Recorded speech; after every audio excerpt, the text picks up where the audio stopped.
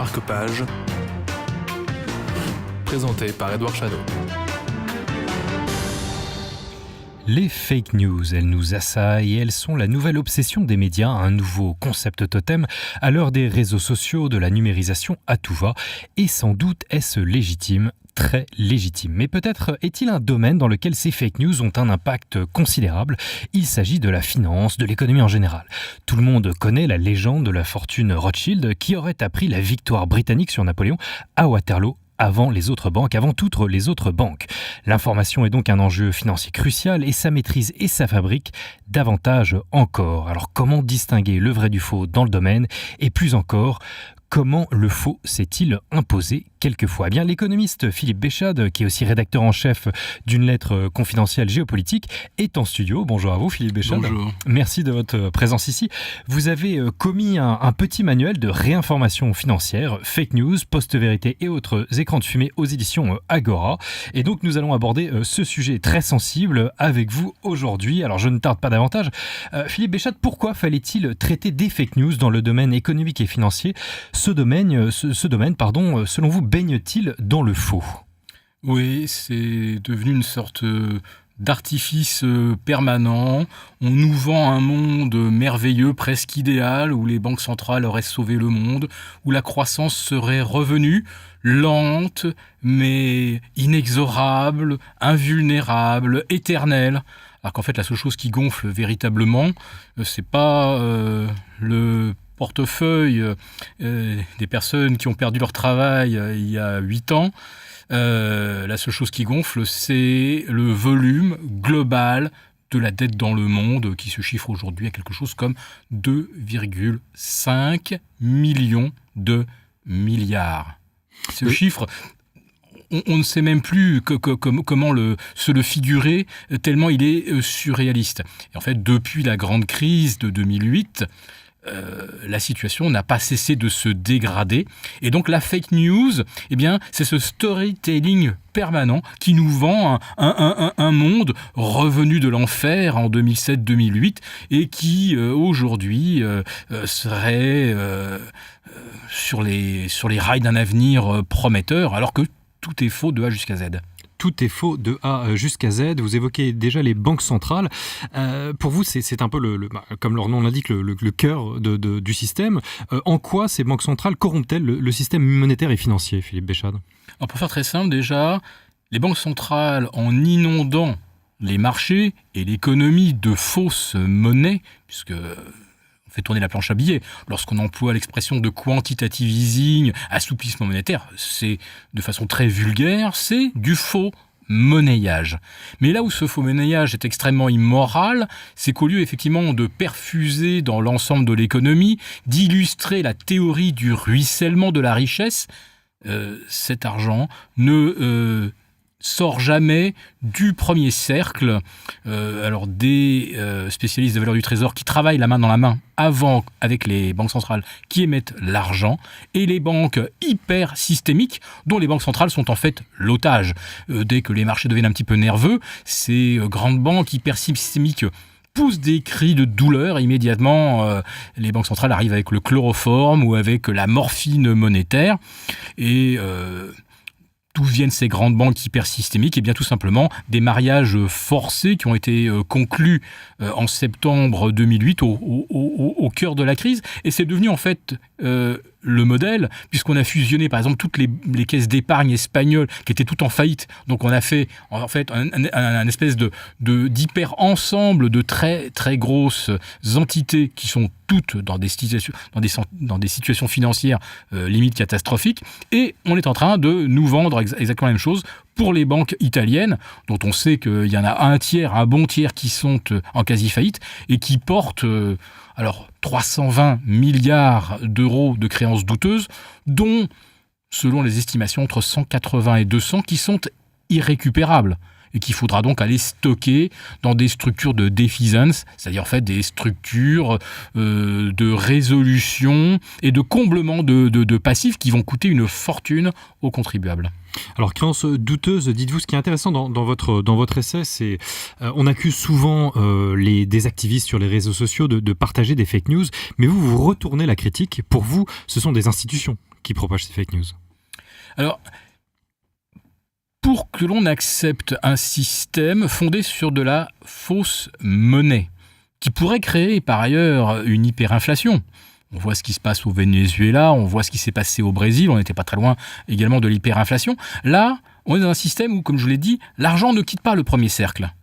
Il ne va jamais irriguer l'économie réelle, donc il ne provoque pas de hausse de salaire. Et comme il n'y a pas non plus d'inflation, il n'y a pas non plus de désendettement. Parce que c'était ça l'idée derrière, c'est on crée de l'argent, ça crée un peu d'inflation, et de façon indolore, cette inflation va manger cette dette petit à petit. D'ici 10 ou 15 ans, on s'en sera débarrassé. Or, en fait, on s'aperçoit que les États ne font qu'accumuler toujours plus de dettes. Alors l'exemple suprême aujourd'hui maintenant c'est la Chine avec ses 250% d'endettement public, avec également un record d'endettement des instituts, des privés, des particuliers.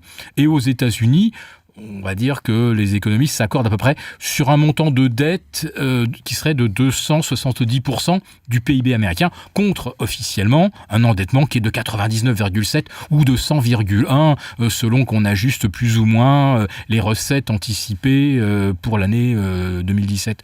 Mais tout ça est une construction totalement artificielle. Derrière tout ça, il n'y a rien de vrai, il n'y a pas de croissance. Pas de croissance, car sans fausse monnaie, on ne pourrait même pas imaginer que les États parviennent à maintenir leur niveau de vie. Aux États-Unis, en grande partie, la croissance provient des commandes du Pentagone. En France, on dit souvent qu'on vit au-dessus de nos moyens parce que la facture sociale est très élevée. Mais en réalité, le vrai moteur aujourd'hui de la croissance, c'est, et là je vous prie de me croire, c'est le rachat des titres des entreprises, pas les entreprises elles-mêmes. C'est-à-dire qu'aujourd'hui, quand on parle d'investissement, quand on vous dit, regardez depuis le début de l'année 2017, l'investissement est reparti en Europe, regardez ce que les entreprises ont emprunté, mais derrière, ont-elles créé une usine, bâti un centre de recherche, embauché ? En fait, non, on confond l'investissement avec ce procédé qui consiste à racheter ses propres titres avec de l'argent gratuit, ce fameux argent donc inventé, tiré de l'air ambiant par les banques centrales. Et en rachetant leurs propres titres, les entreprises raréfient les titres en circulation. Quand arrive le moment de constater les profits, eh bien, quand on divise le gâteau en moins de parts, puisqu'on a retiré des titres, des titres en circulation, eh bien, on a augmenté la part qu'on distribue aux actionnaires. Donc, on arrive à générer artificiellement une fausse croissance de 5, 7, 8% par le jeu des rachats de titres. Et en plus de ça, jamais les entreprises ne se sont montrées aussi généreuses, puisque en 2016, elles ont redistribué 57% de leurs profits. Ce qui signifie que, puisqu'elle distribue tout à l'actionnaire, elle ne distribue rien, évidemment, aux salariés, sous aucune forme, hausse de salaire, intéressement, primes, bonus, etc. Et n'investissent pas non plus pour accroître leur productivité. Et c'est pourquoi, quand on regarde juste les chiffres, on voit de l'investissement, mais c'est juste une interprétation. Parce qu'en fait, il faut voir où cet argent va réellement. Et voilà, moi je passe mon temps à essayer de remettre un nom sur les pièces du puzzle, parce que les pièces du puzzle, on vous les présente retournées et on vous dit c'est la pièce B2, B2 c'est investissement. Non, quand vous retournez la pièce, vous vous apercevez que ce qu'il y a au dos, c'est je rachète mes propres titres. Alors, autre artifice sur lequel vous revenez dans votre ouvrage, pour vous, la mort du risque financier, c'est la mort des investissements, je vous cite. Maintenant, le risque est lissé, les marchés se sentent toujours bien, écrivez-vous donc dans votre essai, je rappelle le titre pour les auditeurs, Fake News, Post-vérité et autres écrans de fumée. Comment se fait-ce ? Comment se fait-ce, Philippe Béchade ? En quoi et surtout, quelles sont les conséquences de ce lissage ? L'histoire de l'économie est basée sur des paris. Alors des paris technologiques, des paris géographiques, des paris géopolitiques. On parlait tout à l'heure effectivement de Napoléon, des conquêtes napoléoniennes qui se sont mal terminées. Les prêteurs, ceux qui finançaient les guerres napoléoniennes, ils s'en sont mordus les doigts. Ceux qui finançaient au contraire les Anglais et les Allemands ont fait une bonne affaire. Donc quand l'on prend un risque, quand on investit peu importe que ce soit sur un progrès technologique ou que ce soit sur un phénomène géopolitique, on prend un risque et ce risque se mesure par le coût de l'argent. Si le risque paraît très élevé, le coût de l'argent est très cher. Et si, au contraire, on joue sur du velours, le prêteur se dit « je ne prends pas grand risque » et n'exige pas une prime importante. Aujourd'hui, tout se vaut.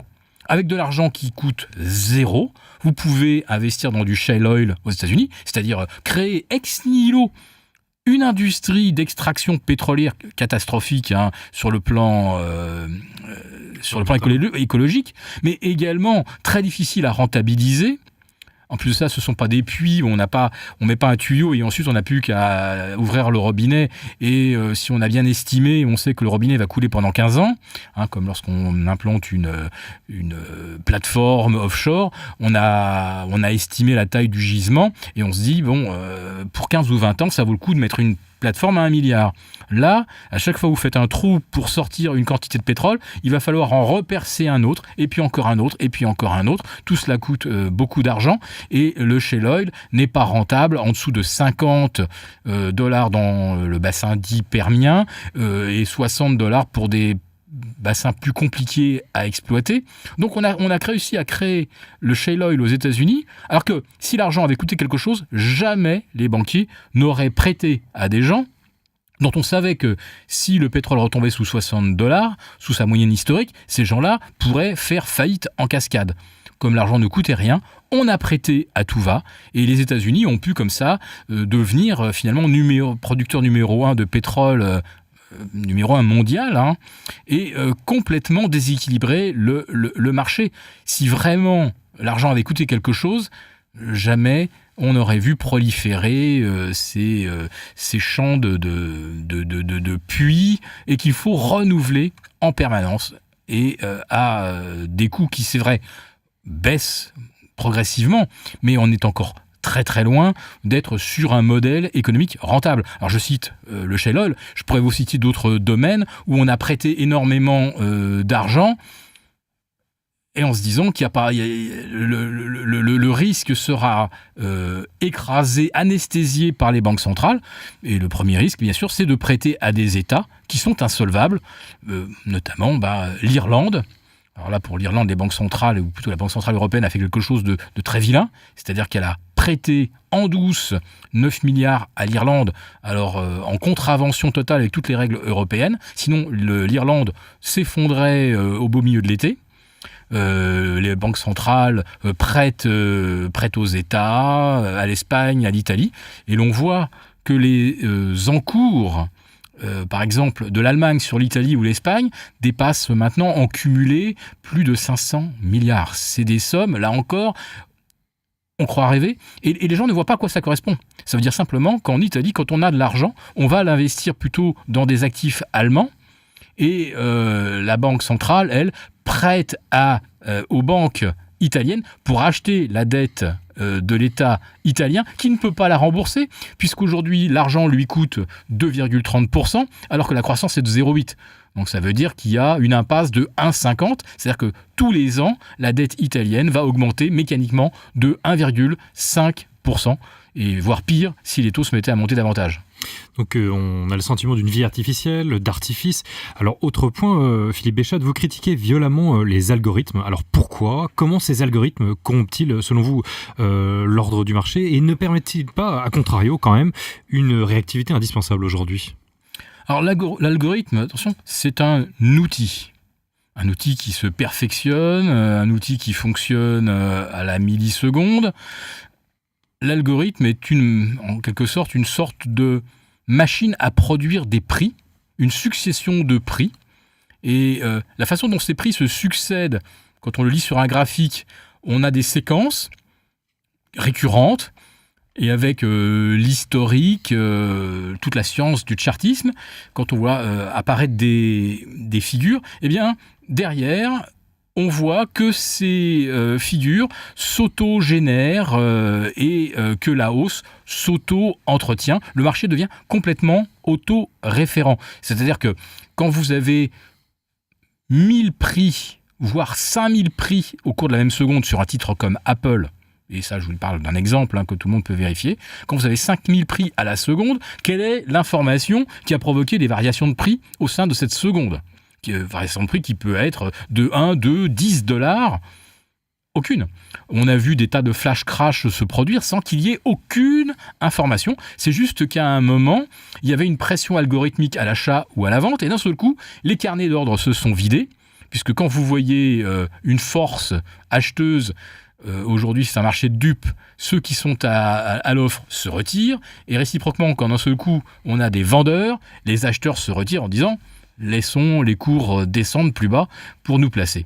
Donc on est là avec les algorithmes sur une production de prix dans des quantités absolument inimaginables qui ne produisent en fait aucune valeur utile à qui que ce soit, puisque ces variations de prix n'ont correspondu à aucune information dans le laps de temps où les prix se sont formés. Alors à quoi sert un marché qui ne produit que des prix et aucune valeur ?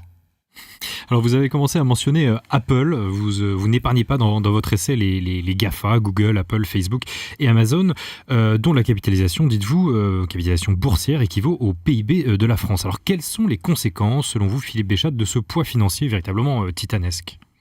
Alors, le premier reproche que je ferais, moi, à ces multinationales, c'est d'abord ce qu'on appelle l'optimisation fiscale, voire ce qu'on appellerait, nous, l'évitement fiscal. Ce sont de pures bidouilles. Vous prenez Apple ne paye pratiquement pas d'impôts en France, ou je pense même moins de 100 000 €, et il y a un bureau en Irlande, une sorte de boîte aux lettres, et en fait c'est juste un bout du circuit par lequel l'argent transite pour ne plus être imposable, puisque l'argent qui transite par l'Irlande n'est pas imposable s'il rentre et qu'il ressort immédiatement. Et toutes les transactions, tous les contrats qui transitent par l'Irlande ne sont pas imposables en France. Tout le monde l'utilise, Amazon, Starbucks, mais c'est pour ça qu'il y a des distorsions de concurrence terribles entre Amazon par exemple et la Fnac et Darty, tout simplement parce que Amazon ne paye pas d'impôts et utilise un circuit que les autres, que ses rivaux pour l'instant n'emploient pas encore. Vous évoquez aussi Big Brother au service du trading. Pour vous, le comble de la rationalité débouche sur la folie. Que se passe-t-il justement pour ce qui est des données personnelles, j'imagine, ou ce genre de choses, Philippe Béchat ? Mais là, on en revient un petit peu au problème des algorithmes. C'est-à-dire que vous avez un système qui est complètement hors sol, qui fonctionne, on va dire, en vase clos, et qui réagit à des inputs qui sont parfois totalement absurdes. Ou alors des inputs qui sont faux. C'est-à-dire qu'on peut lancer une fausse rumeur, d'un éventuel intérêt pour le rachat d'une entreprise, ou d'une nouvelle sortie imminente que le marché n'aurait pas anticipée mais qui arriverait plus tôt que prévu. Enfin bref, vous avez une fake news. Le temps qu'elle soit démentie, le cours a bougé. Il suffit simplement d'intervenir sur les réseaux sociaux de façon furtive, d'introduire des fausses informations dans le système, vous obtenez des décalages de cours, et à la fin de la journée, quand tout le monde sait que la nouvelle était fausse, eh bien, le cours qui était de 100 revient à 100, après être passé par 103, et puis après ça, à 103, on a découvert que c'était faux, donc on est retombé à 100, voire à 99, et puis à la fin de la journée, on revient à 100, et on a réussi à générer des mouvements complètement artificiels. C'est effectivement, les fake news sont à tous les niveaux, soit au niveau macro, quand on vous dit par exemple qu'aux États-Unis, on est au plein emploi, alors qu'il y a 90 millions d'Américains qui n'ont pas de travail, 60 millions touchent des allocations ou subventions, vous avez 40% des Américains qui touchent des subventions au prétexte d'un faux handicap. Alors le faux handicap, ça peut être une douleur à l'épaule, une légère surdité, un œil qui voit moins bien. De toute façon, il faut, pour des raisons de paix sociale, donner quelque chose, subventionner ces gens qui ne travaillent pas. Mais quand on dit aujourd'hui que le taux de chômage est de 4,5% ou de 4,4%, c'est faux. Il est en réalité de 20%. Et c'est pourquoi les banques centrales n'obtiendront jamais les 2% d'inflation qu'elles visent, puisque ces 2% d'inflation devraient venir par une hausse des salaires.